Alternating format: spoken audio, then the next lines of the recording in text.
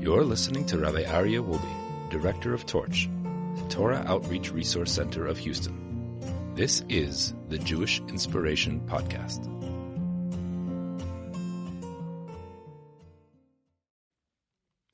This Parsha podcast is dedicated in loving memory and Le'ilu Nishmas, Yosef Aaron ben Chaim, may his soul be elevated in heaven. This week, we're going to do something a bit unorthodox. As you know, in the Torch Center, every Monday night, we host the Mussar Masterclass. And this class is hosted by my esteemed brother, Rabbi Yaakov Wolbe.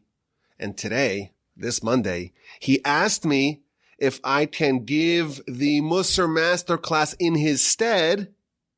So I decided to make the participants of the Mussar Masterclass unwitting listeners of the Parsha podcast.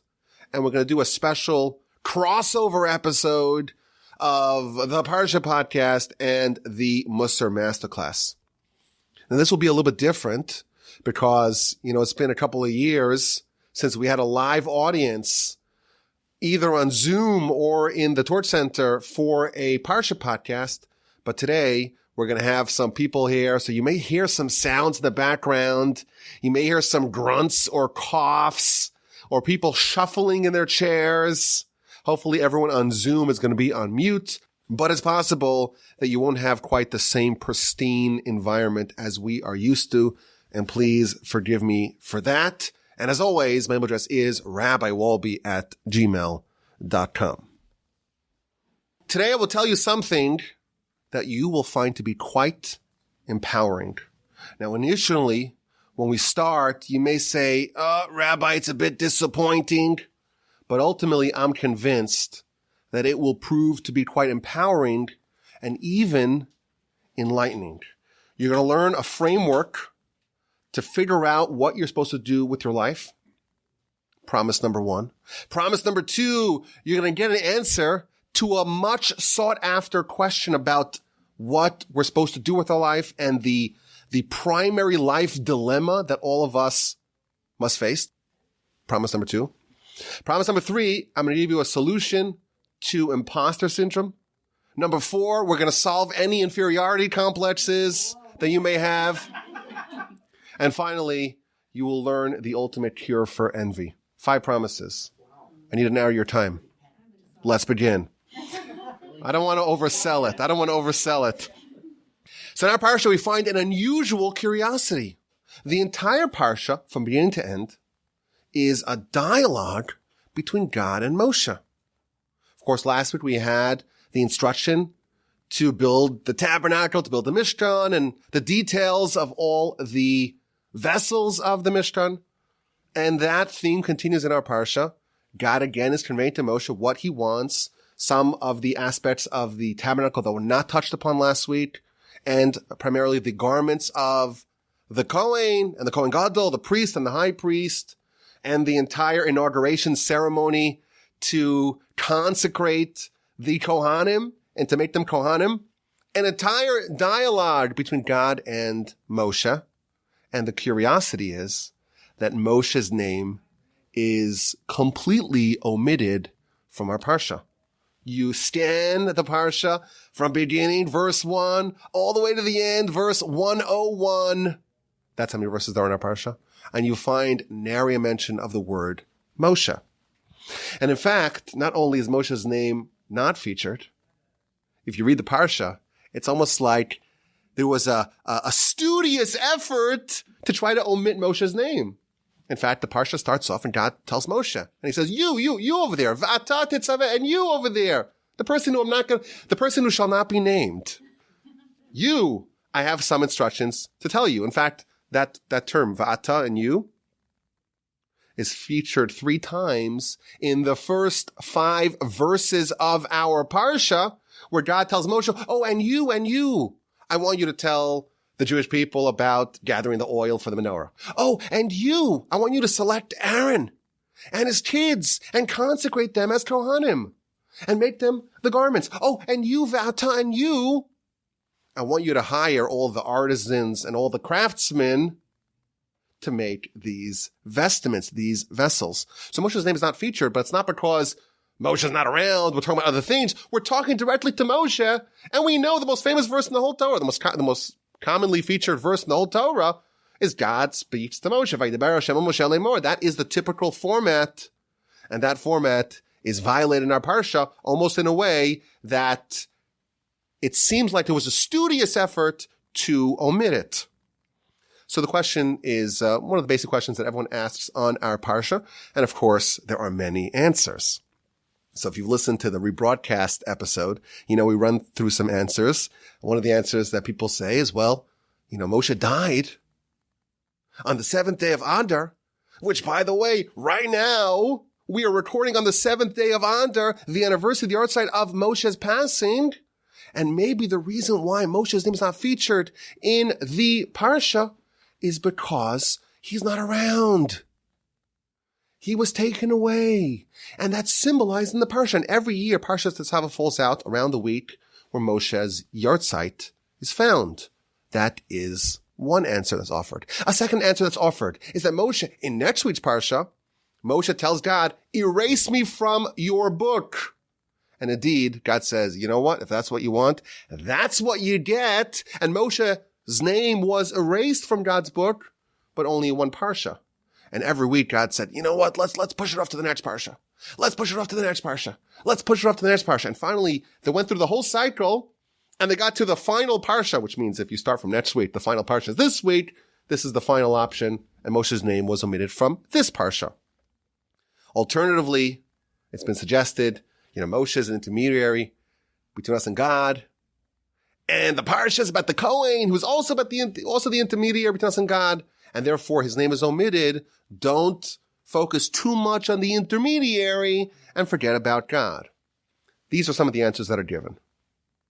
The Gaon of Vilna says something unbelievable and perplexing and peculiar, and one that will get us started in our quest to see if we could fulfill those 5 promises that we started off with. He says, actually, Moshe's name is found everywhere in the parsha. You just have to know how to look. Okay, that sounds intriguing. What does that mean? Says the Gaon of Vilna, there is a system of gematria. You're familiar with the term gematria. Gematria, the numerical value of every Hebrew letter. But there's a system of gematria called the hidden letter gematria. The hidden letter gematria. Every Hebrew letter, there are hidden letters that are not featured. So for example, the letter mem. So the letter that is featured is the letter mem. The letter that is not featured happens to also be the letter mem. Why? Because the way you spell the word mem is a mem and a mem.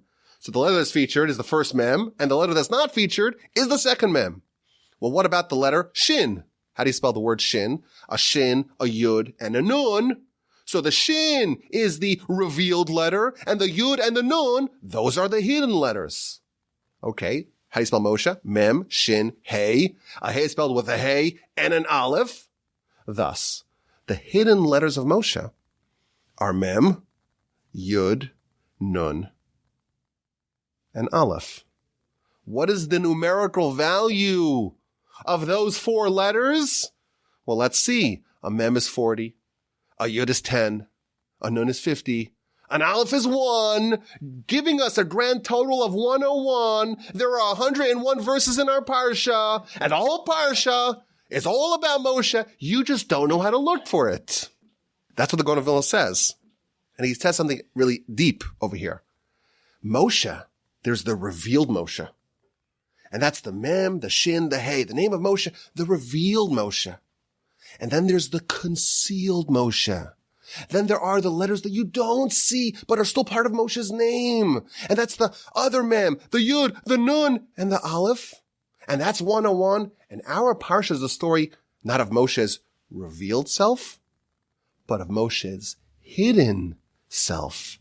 The parsha is all about Moshe, but not his revealed identity. It is his concealed identity. He drops the bomb and runs away. He throws the grenade, and we have to deal with the pieces. What does this mean? What does it mean that everyone has a revealed identity, the letters of their name, so to speak, that are featured. And everyone has a concealed identity, the letters of the name that are not featured. Moshe's identity is in fact revealed in our parsha, but not the revealed identity, the hidden identity. Moshe is not overtly in our parsha, but we're getting a picture of Moshe behind the scenes, beneath the curtain, beyond the facade. Moshe, there's the Moshe that you know, and now we're going to learn about the Moshe that you don't know. And that's our parsha. Amazing idea. But of course, one that demands an explanation. What does it mean that there's a whole part of Moshe's life that we don't see, that is obscured from us, that is obfuscated in the Torah? It's here, but not fully. It's not the revealed version of Moshe. It's the hidden part of Moshe. What does this mean? If you look at the parsha, you don't see any of Moshe's influence. It starts off with the lighting of the menorah. Who lit the menorah? Not Moshe. It was Aaron and Aaron's sons, Aaron and co. And then it transitions to the garments of the high priest and the ordinary priest. Well, who's that? That's Aaron and co. And then there's a very elaborate description of the inauguration ritual of Aaron and his kids, the various sacrifices that they have to bring, and what you do with the blood and the oil, and you put it on the ear and the right thumb and the big toe and the right foot. Very dramatic stuff. All about coronation, consecration of Aaron and co. Oh, and then it talks about the sacrifices brought by Aaron and co. And then we finally end off the parsha with the inner altar upon which Aaron and his kids bring the daily incense. The entire parsha is not about Moshe. Even the construction and the assembly and the weaving of these garments is done by others. The whole parsha is not about Moshe. Moshe is a total bystander of our parsha. Everything orients around Aaron and Aaron's children. How can it be suggested? How can it be suggested that our parsha we learn about the hidden side of Moshe, the part of Moshe that is obscured? What does it mean that we get to peek behind the scenes, beyond the curtain, to find out what's actually happening with Moshe? So I want to suggest an approach. And this approach, I hope, will really expand our understanding of what we're here to do, of what we're trying to accomplish, of what our life is really all about. What does it all mean? Why am I living? It's a very serious question. If you have to answer this question, what are we living for? What must we accomplish? What's our mission? What does the Almighty expect of us? Is that an easy question to answer or a hard question? I think it's easy. You know, we have the Torah. And in the Torah, we have the precise rules and guidelines of how to live. We have the manual for living. What are you supposed to do? Well, you're born ignorant. You're born helpless. But the Almighty, in His benevolence, He shows us a path. He says, here's how you get out of your ignorance. Here's how you find out how to live your life. He gives us the Torah. In the Torah, there's the mitzvos. And there's the guidelines of how you're supposed to behave, how you're supposed to interact with people. A full manual for life. This is our mission statement. If I were to ask you the question, what are we here for? What are we living for? How are we supposed to know how to live our lives? What's our mission? You can say, or at least you could try to say, the answer is the Torah. Look at the rules. And I would say, you know what? That's a good answer. But it's not quite a great answer. It's a good answer, but it's an incomplete answer. And here's why.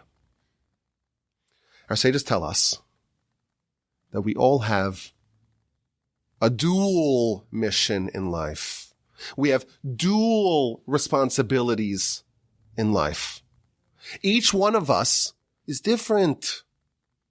Each one of us has a different catalog, a different collection of qualities, of skills, of spiritual, intellectual, material assets. And we all have our shortcomings, some more than others. It's been proven. We all have flaws. We all have benefits, and we all have different circumstances. Everyone's unique. And why is everyone unique? Our sages tell us. Because everyone has a unique life mission. Humans aren't just like these automatons that are fungible, that are all identical, cookie cutter. You swap out one, you put in another one, plug and play. That's not what humans are. We're all different. And the reason why we're different is because what is expected of us is also different. Each one of us is unique, and we have a unique mission to fulfill. And that's what we can say, that the answer to our question is, there's really two answers. What are you here for? What's your mission? Well, you have the universal mission. You have the Torah, which is the same for everyone. You have the 613 mitzvahs, which is the same for everyone. And then you have something with that only you can do, that has your name on it, your name to the exclusion of every other name in the world. You have an individualized mission that's tailored to you. Only you can do it. Only you are expected to do it. And this idea is found in many places in Jewish literature. For example, one of the most eloquent places you'll find this idea is in the commentary of the Gaon of Vilna to Proverbs. He actually mentions this a few times in Proverbs, chapter 16, verse 4. He says, Kol Adam v'Adam, every person, yesh lo derech b'fnei atzmo lelech bo, has their own path to go upon. How many paths are there? Billions. Everyone has their own path. Because their character is not the same, and their faces are not the same, and their nature is not the same. Everyone has their own path. Yes, we all share the 613, universal, but we each have an individual path of our own, an additional path that's only ours. And then he adds, and this is where the confounding life dilemma is found.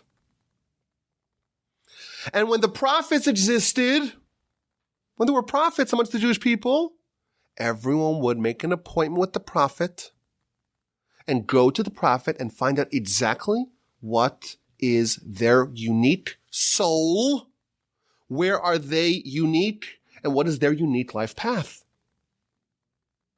The prophets served a vital function in our people. They were the ones who guided, who directed people of what they're supposed to do in life. What is your individual path? And then when prophecy went extinct, there were lower levels of prophecy called the Ruach HaKodesh, kind of the Holy Divine Spirit, that too served the same purpose. An amazing idea. We each have a mission with our name on it. Only we can do it. And we have no idea what it is. We're in the dark. We have no idea. I always joke that not only am I not a prophet, I work for a nonprofit organization. Like I'm saying I'm not a prophet. How am I supposed to know? Everyone is obligated to accomplish an individualized mission. Let me read you another eloquent sentence, this one from my grandfather, blessed memory. And I'm just going to translate it straight from Hebrew.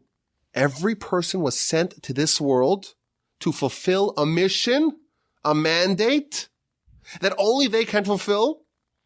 And this mission is etched on the root of their soul. The Almighty sent every individual in a specific, unique, individual time, in a specific location, with specific abilities, and with the individualized mission. So what's our mission? Our mission is one of them. One part of it we know. One part is revealed. 613 mitzvos. Look at the Talmud. Yes, there are many volumes, but We have the law, we have the Torah, we have the mitzvos, we have an insight, a wisdom, a window into that world of what we all have to do together. But besides for that, we're each assigned with an individual responsibility, and that's unique to us. No one can come to me and say, hey, Wolbe, why are you not like Abraham? Because you know what I would say? I would say, well, Abraham, that job has been taken. That mission has been completed. That mission is no longer needed. That's the first thing I would say. Second thing is that, well, I need to find out what my mission is. What is the mission that says Yaakov Wolbe in it? That's my job. Not to find out what Abraham needed to do. Every individual is a one of one, a unique phenomenon of history that never existed prior and will never surface again. And that person's got to figure out what is mighty one of them specifically. Now, this idea is found in many, many other places. So I'll give you an example. Our sages tell us that after we pass, we're going to face two kinds of judgment. One judgment is a universal judgment. Everyone is interrogated the same way. The Talmud tells us in the book of Shabbos, page 31a, a very memorable page in Talmud, because remember that story of the convert or the conversion candidate comes to Hillel and teach me all of Torah while I'm balancing on one leg. That same page, a little bit further down, you scroll a little further down the page, and you find a description of a post-mortem interrogation of a soul. And it says the following. When a person is brought before judgment in the heavenly court, they asked him 6 questions. Did you do business with integrity? Did you designate time for Torah study? Did you engage in procreation? Did you anticipate? Did you yearn for salvation? Did you try to delve into wisdom? Did you try to understand one thing from another? 6 questions. That's asked to all. These are universal judgments because this is dealing with the 613, the universal requirements. And then our sages tell us there is another judgment, an individualized, a tailored judgment that's unique to every individual.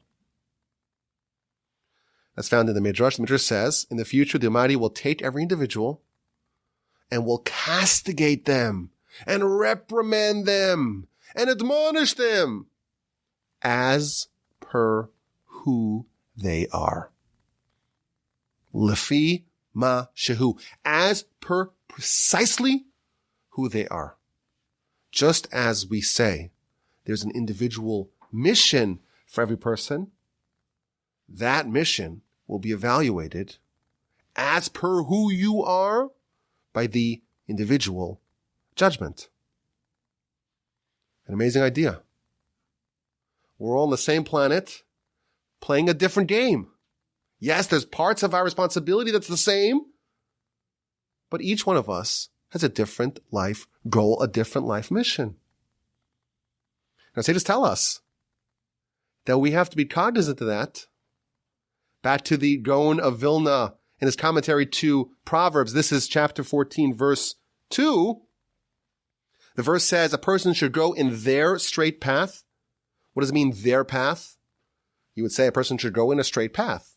Not in their straight path, their individual straight path. Again, he explains according to these lines. Every person has a unique path. And you have to take the path that's right for you, not the ones that everyone else is taking. Yes, of course, there's part of your life. That's the general, universal part of your life. The 613, that mission, that you want to make sure that you're in line with everyone else. But there's also a path. You have to find the right path for you. In addition, again, I'm just showing you some places where this idea is featured. The great Maharal, in his commentary to Pirkei Avos, chapter 3, Mishnah number 11. The verse talks about what should come first, your wisdom or your fear of sin. But the way it's phrased is not your fear of sin in general, but your fear of your sin.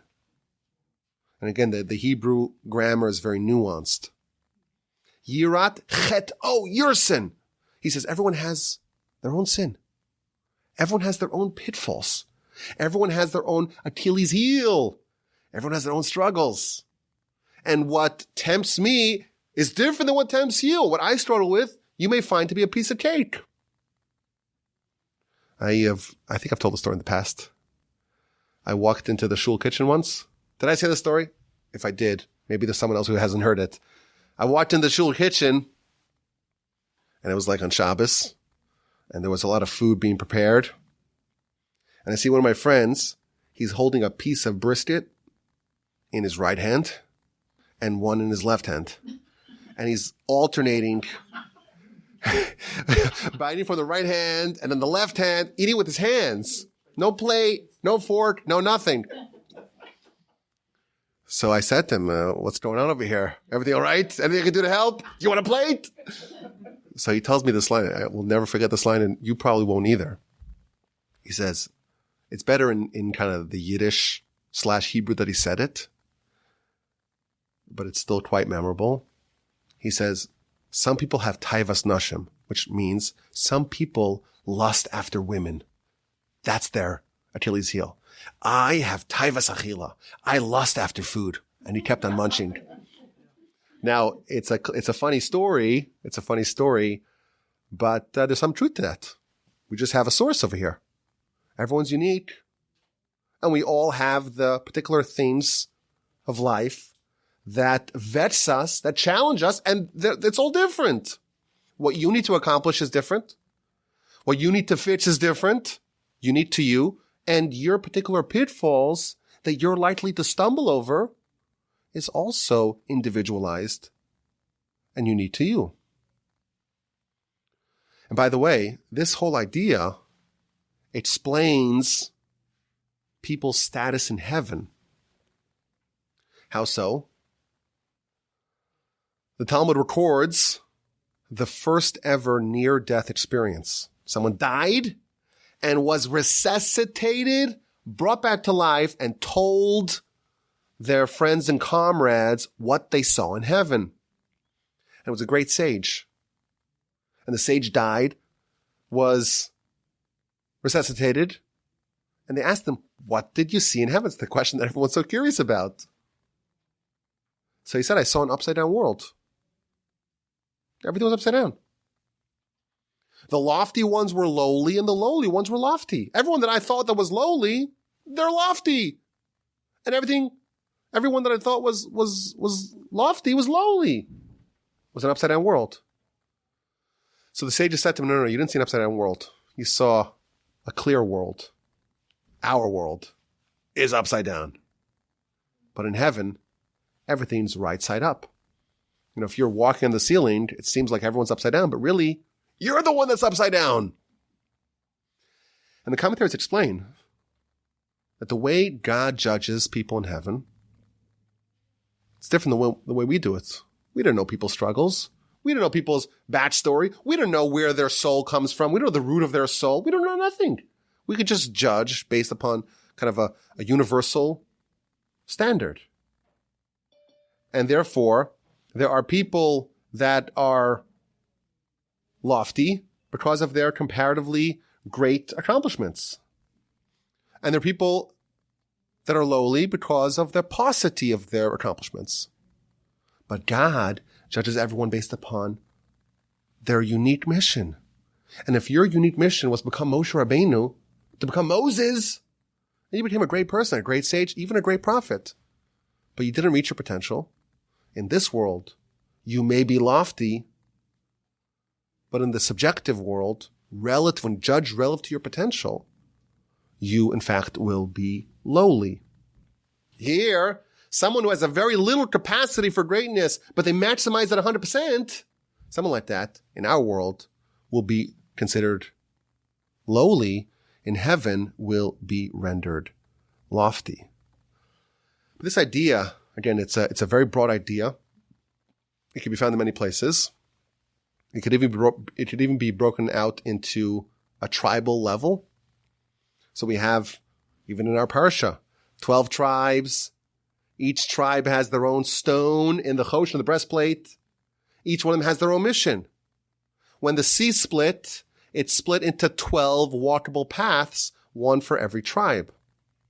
The Arizal says that in heaven, there are actually 12 gates in which prayer can enter, one for every tribe. We are not just this, monochromatic, single approach. There's a lot of diversity, again, within a certain rigid structure of the 613. And by the way, this did not start recently. Even at Sinai, our sages tell us, the Ramban quotes this in Parshas Yisro, Sinai wasn't just one uniform experience for everyone.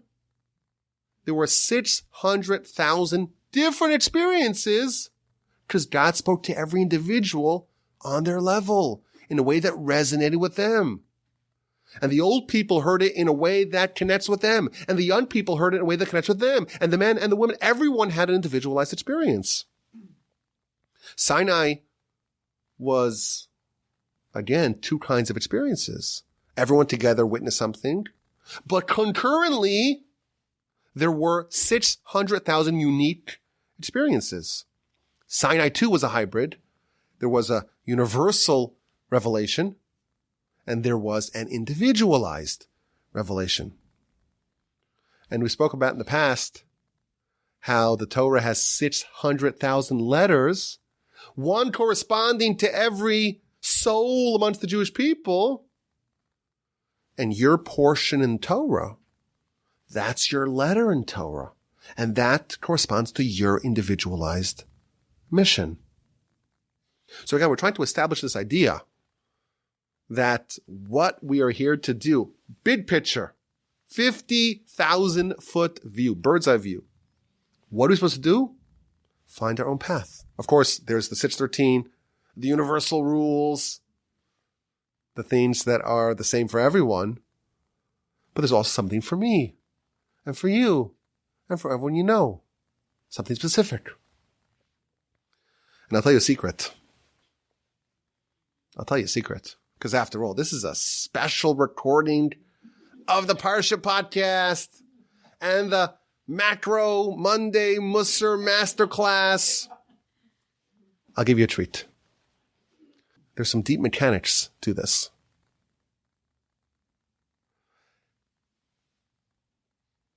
Our sages tell us that there's really only one soul, the soul of Adam. And there's really only one body, the body of Adam.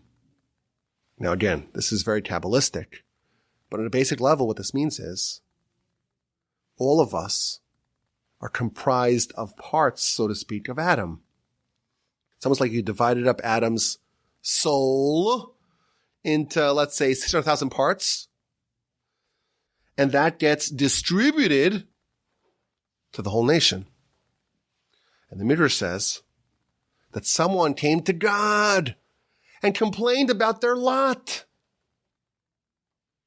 And God said to this individual, were you there when Adam was just a lump of cells and I determined which future humans come from the right hand and which come from the left hand and which come from the right nostril and which come from the left ear and which come from the heels and which come from the cheeks of Adam?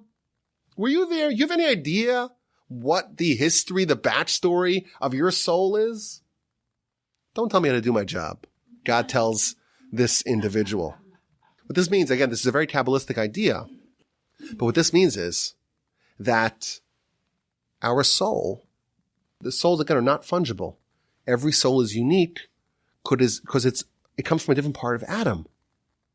And therefore, just like, you don't want your liver acting like your elbow, because every part of you has a different function. Every part of this grand soul, whatever that means, again, the Kabbalistic stuff we put on the side, but every soul has a unique kind of thumbprint and a unique identity and unique qualities and a unique mission. So just like we don't want, the certain cells to operate, you don't want, again, like we said, your liver to operate like your spleen or vice versa. Everyone's unique because everyone on a physiological level emanates from a different part of Adam. An amazing, I think, life-changing idea. Beyond the 613 comes that part of life that we're all unique in. I'm unique. I come from this part of Adam that no one else comes from. A one of one of history. We all have a unique combination of skills and qualities, and of course, shortcomings as well, that has never before existed. And therefore, there's a mission. There is a mandate that's tailored for this particular concoction and cocktail that's never been around before. And when you die and you hand the keys back to God, you're judged. Did you deliver on what your soul had to do? That's all the introduction. Here's the $1 million question. How do you know what your mission is? How do you know? So it's really great to know that back in the day, there were prophets. And the prophet would just go to the prophet. Take your number and wait your turn and find out what your mission's all about. What do we do now? After prophecy has gone extinct, and even the lower levels of prophecy are not around, what do? We're not absolved of finding out our mission. It's a mission. It's what you have to do. It's what you're here for. This is the $1 million question. And there have been several answers suggested in the past. So, for example, the Baal Shem Tov famously said the whole world is a mirror. Whatever you see is a reflection of what you are. If you see a flaw, if you notice a flaw in some other person, that is just a reflection of the same flaw that you have within you. That's one way to figure it out. Another way to figure it out, and this is something we've spoken about in the past, you want to know what you have to do, look at the tools you got for that mission. Undertake a careful and painstaking character analysis. Find your qualities, find your flaws, amass from it a picture of your spiritual self, and use that to construct your life. And of course, there is precedent for this. The whole Parshas Vayechi tells about Jacob about to pass. He gathers his kids. I'm going to give you a blessing. Oh, I can't wait with the blessing. What's the blessing going to be? Reuven, you're first. Here's your blessing.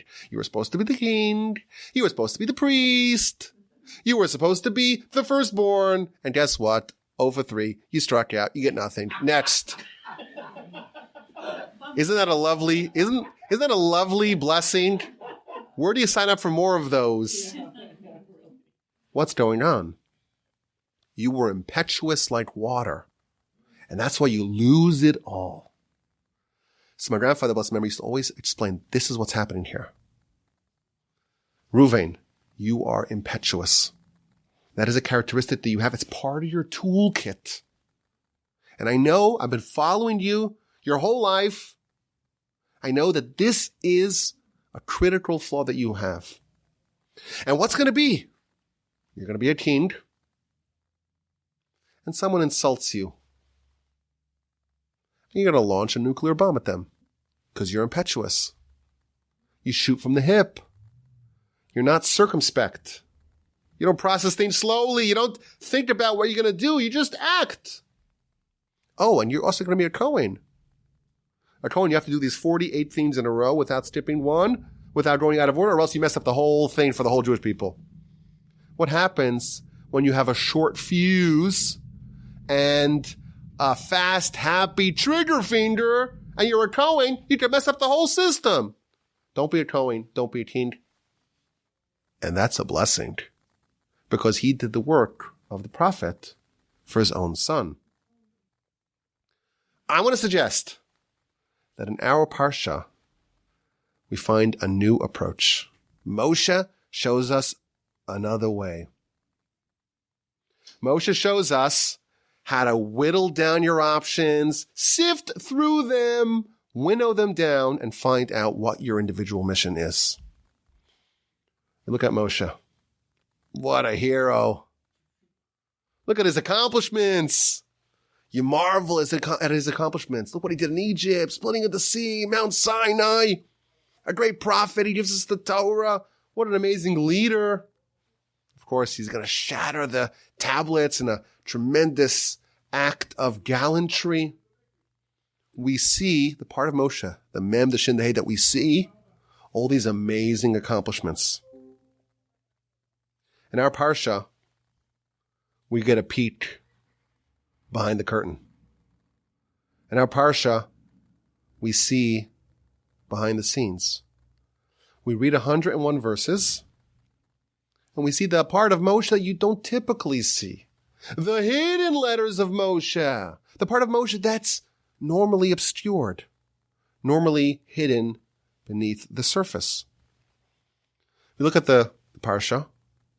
It starts off, and really this is the whole theme of the parsha, one demotion of Moshe after another. Let's start with the menorah. Gather the special virgin olive oil. Oh, what are we going to do with it? We're going to take it, give it to your brother. Give it to your older brother. You know how much that rankles me, right? Give it to your brother, and he's going to do it. He's going to light it. You have no say in it. You're not going to be able to do any of the work associated with the menorah. Who does it? Not Moshe. What does the verse say? Ve'ata titzaveh. And you should command them, not Vaydaber shel Moshe lemor. You. God's telling Moshe, the menorah, it does not have your name on it. Your name is not here. Okay, well, what's next? Next, take your brother Aaron and his sons and separate them from the Jewish people, and they're going to be the Kohen. Wait, I thought I was going to be the Kohen. In fact, Moshe did serve as a Kohen until he was demoted. Take Aaron, your brother, his 4 sons, and make them the Kohen. To add insult to injury, make them clothing as well. Make them clothing.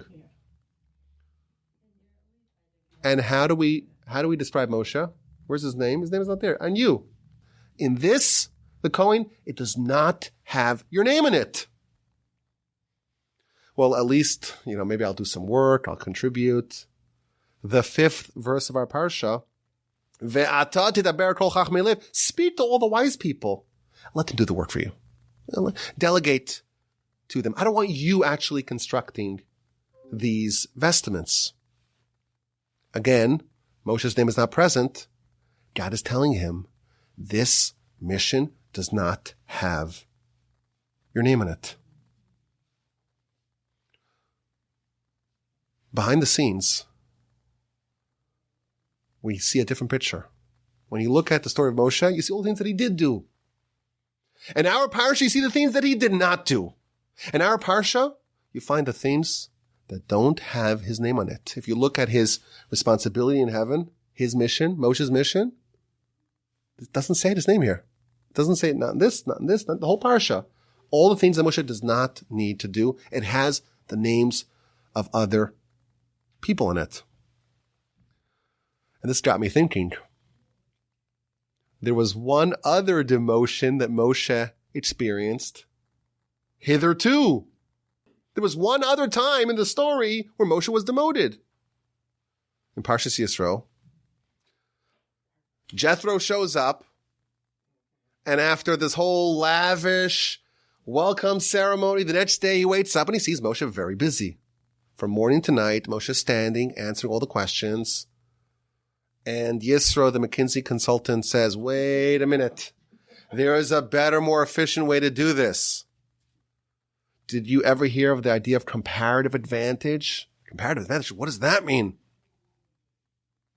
Appoint underlings, lieutenants, leaders of 10, leaders of 50, leaders of 100, leaders of 1,000. What does he say to him? Chapter 18, verse 21. He also addresses Moshe, and he omits his name. The same words that kickstart our parsha. Ve'ata tetzaveh, you should command, you should select, you should appoint. Not Moshe.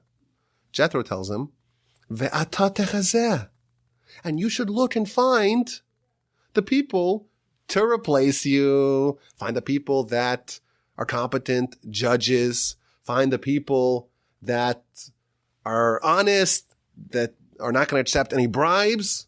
Again, Moshe's name is omitted. This is not your job. It doesn't have your name in it. In next week's parsha, we're going to read an amazing verse. God is going to tell Moshe, I actually don't want you to be the general contractor for the Mishkan, for the tabernacle. There's this kid. He's 13, but he's very precocious. He's very precocious, and he's got all kinds of abilities, all kinds of wisdom.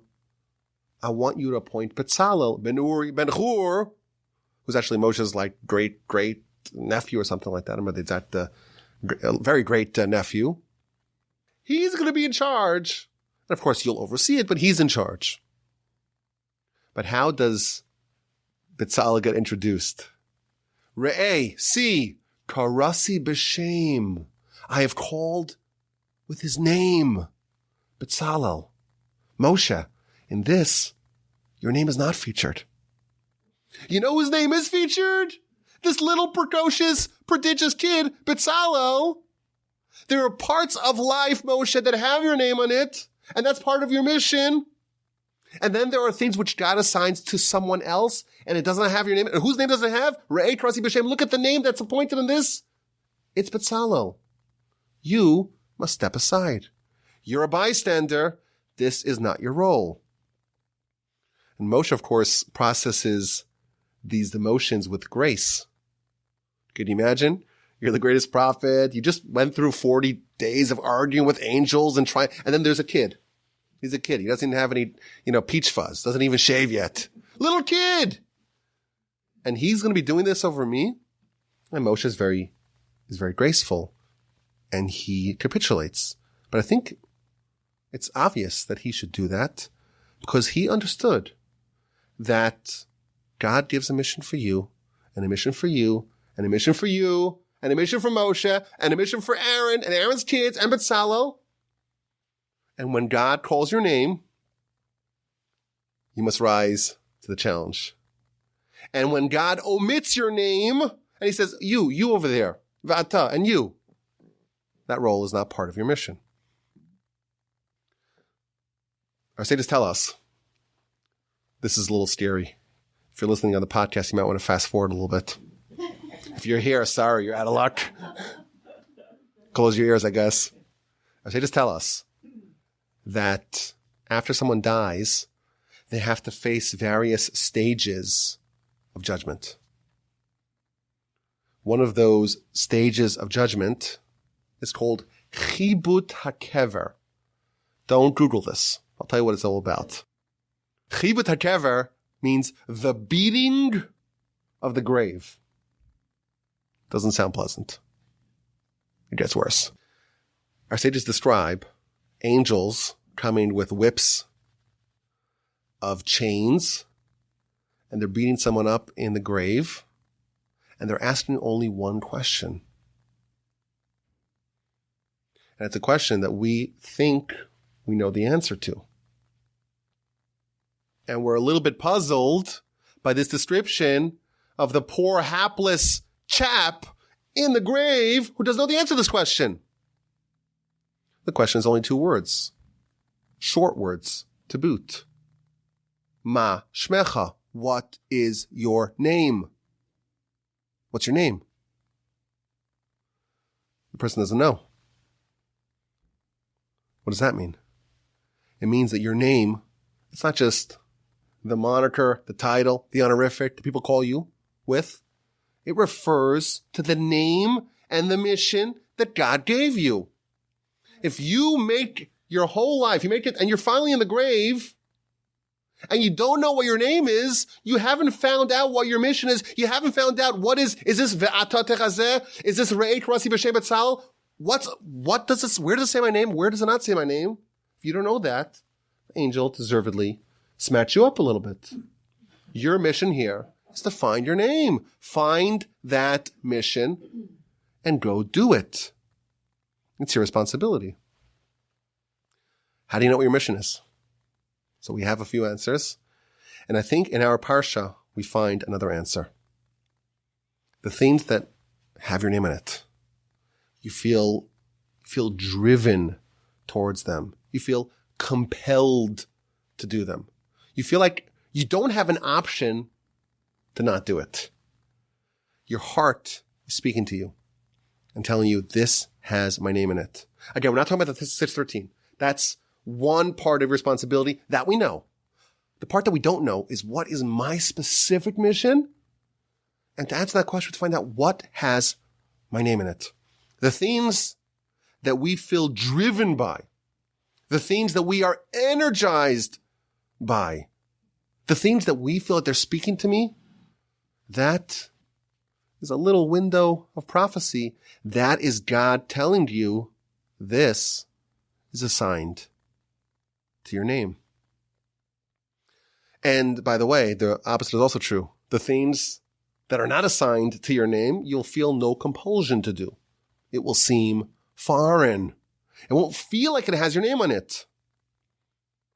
The answer to the question is A, have awareness of this whole idea, and B, be on the prowl, be on the lookout for those parts of the mission that have your name on it.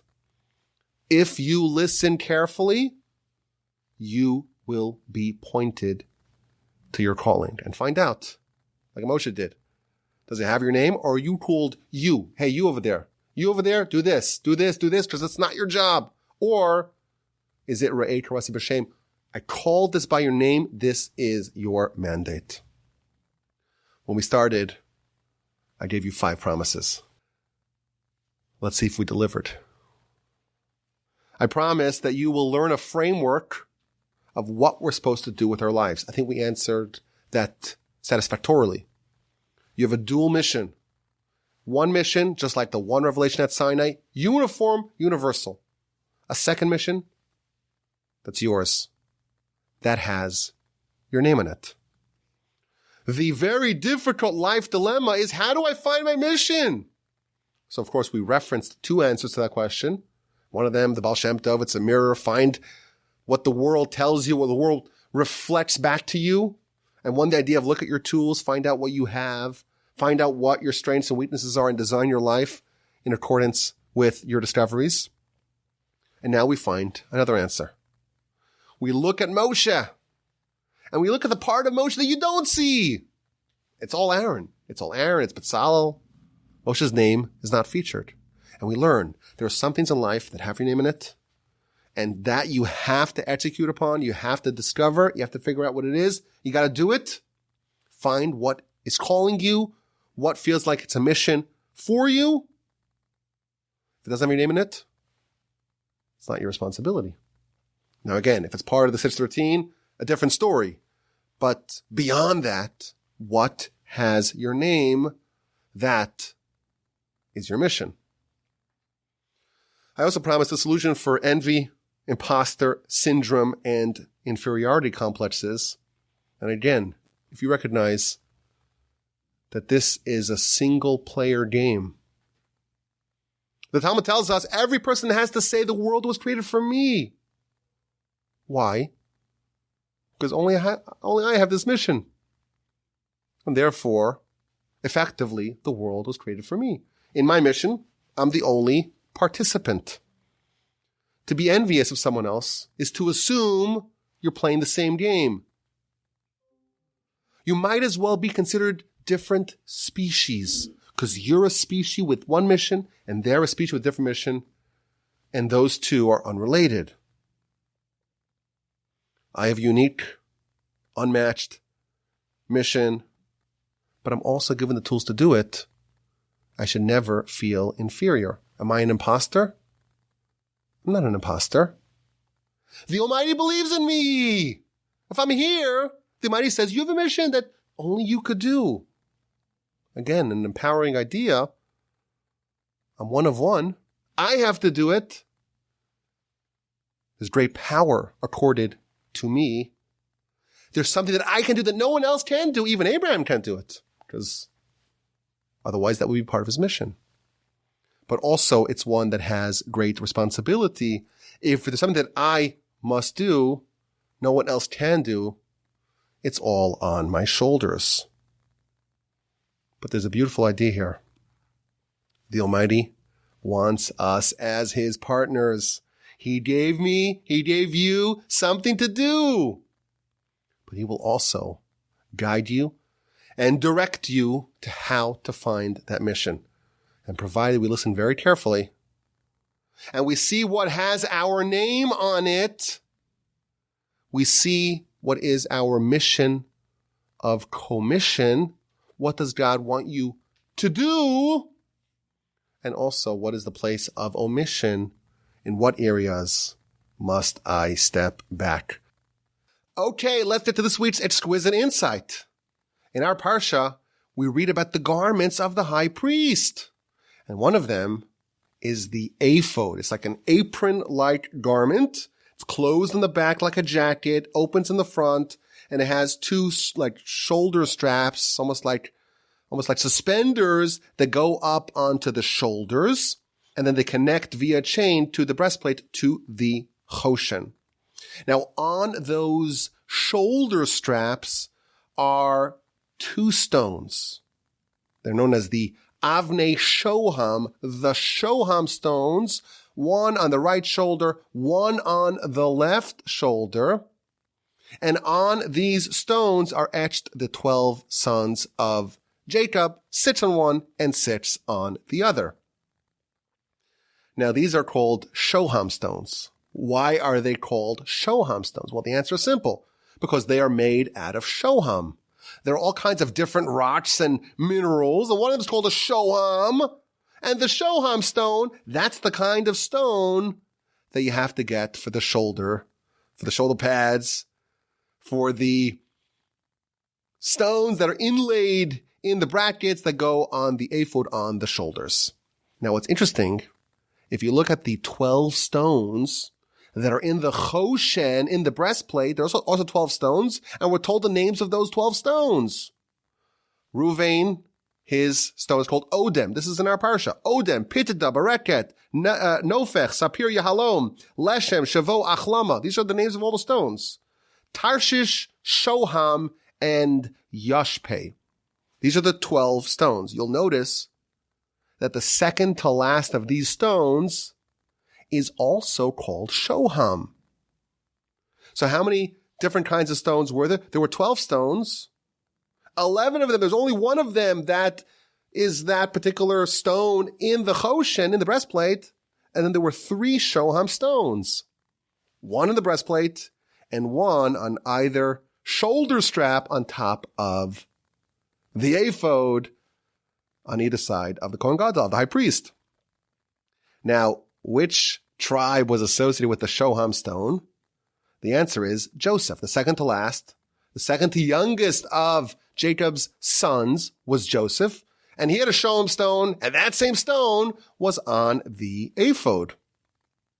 Why are the stones for the ephod, specifically the Shoham stones, the stone of Joseph? So let's suggest an answer. You may recall the ephod, the apron-like garment, appeared in the past in a very curious place. In Parshas Vayeshev, of all places, Joseph, he was employed by the wife of Potiphar. Potiphar and his wife, Mrs. Potiphar, and he was being seduced by his master's wife, and he resisted. And then one day he was going to capitulate, and something very dramatic happened. Actually, we did a podcast, Parsha podcast, many moons ago about this particular idea. But Rashi tells us that something very dramatic happened. As he was about to capitulate and yield to temptation, he had a visitation, a visage, a hologram appeared in the window, and that was the appearance of Jacob, his father. And this hologram told him, Joseph, in the future, this family will burgeon into a nation, and we will have a high priest, and the high priest will have 8 garments, and on the ephod, there's going to be 2 stones. And right now, your name appears on one of those stones. But if you capitulate, your name will be erased from this stone. It will be removed from this stone, and instead, you will be labeled as a patron of harlots. Do you want to go ahead with it? And this experience gave Joseph the strength of character to resist and to walk away. So I think we know what the connection between these stones, part of the ephod, have to do with Joseph. But what's the idea? What's the insight? So I saw an amazing midrash. The midrash says that these 12 names on the 2 stones in the ephod, the Avnei Shoham, the Shoham stones, it had 12 names, one of every tribe. And when a member of that tribe did a mitzvah, the name of that tribe on the Avnei Shoham, on the Shoham stones, the name would get a little brighter. And when someone from a given tribe would sin, the name would get a little bit dimmer. It would grow a bit faint. So here's my suggestion. It seems like, again, we don't know the representation of all these various vestments and garments, what they all represent, but perhaps the idea is that these stones, they represent the current spiritual standing of the nation and of every tribe individually. And of course, they're constantly in flux. Sometimes you have a good day, and sometimes you have a bad day, and sometimes things are going swell, and sometimes you reach a low point. You're always changing. And in fact, with Joseph, we learned that someone could even be kicked out and booted from that fraternity. If he would have sinned, it would have been so egregious, his name would have been removed permanently. So the Shoham stones represent how a person is standing. What is their current spiritual standing? And Joseph, he overcame temptation like no one else in history. He reached the apex of marshaling whatever tools you have to overcome and to resist and to remain steadfast in your loyalty to God.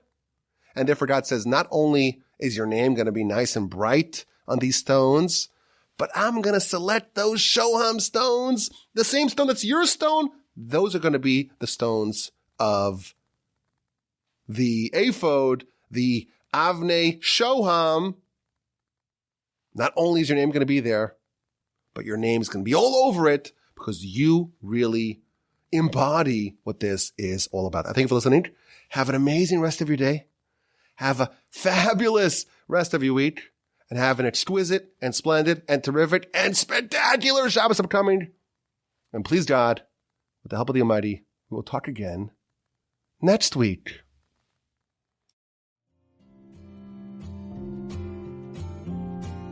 You've been listening to the Jewish Inspiration Podcast, a Torch production. Become a supporter at torchweb.org because your assistance enables more Torah learning around the globe. To find more lessons offered by Torch, please visit torchpodcasts.com.